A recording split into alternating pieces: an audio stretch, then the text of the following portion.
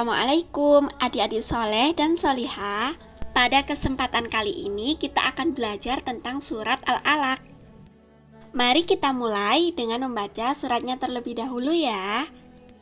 A'udzu billahi minasyaitonir rajim. Bismillahirrahmanirrahim. Iqra bismi rabbikal ladzi khalaq.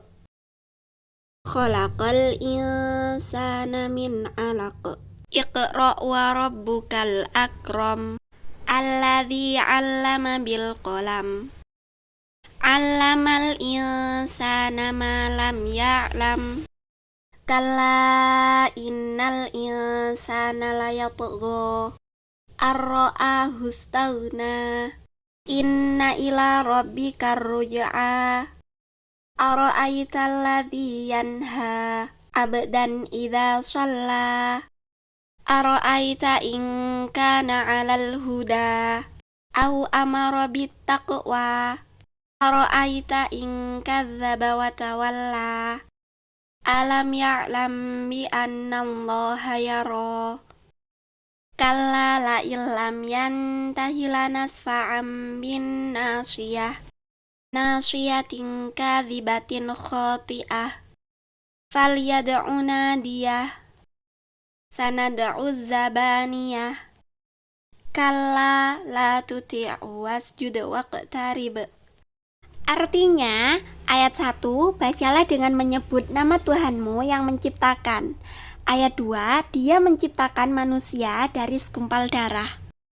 Ayat 3, bacalah, Tuhanmulah yang maha mulia. Ayat 4, yang mengajar atau manusia dengan pena. Ayat 5, Dia mengajarkan manusia apa yang tidak diketahuinya. Ayat 6, sekali-kali tidak, sesungguhnya manusia itu benar-benar melampaui batas.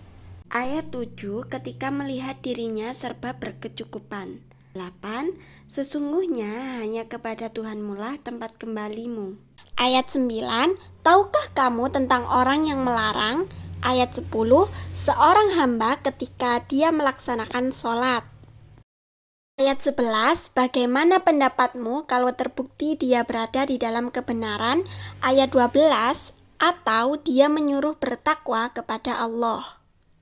Ayat 13, bagaimana pendapatmu kalau dia mendustakan kebenaran dan berpaling dari keimanan? Ayat 14, tidakkah dia mengetahui bahwa sesungguhnya Allah melihat segala perbuatannya? Ayat 15, sekali-kali tidak, sungguh jika dia tidak berhenti berbuat demikian, niscaya kami tarik ubun-ubunnya ke dalam neraka. Ayat 16, yaitu ubun-ubun orang yang mendustakan kebenaran dan durhaka. Ayat 17, biarlah dia memanggil golongannya untuk menolongnya. Ayat 18, kelak kami akan memanggil malaikat Zabaniyah atau penyiksa orang-orang yang berdosa. Dan ayat terakhir 19, sekali-kali tidak, janganlah patuh kepadanya, tetapi sujud dan mendekatlah kepada Allah. Sekarang, mari kita cari tahu apa saja kandungan yang terdapat surat Al-Alaq.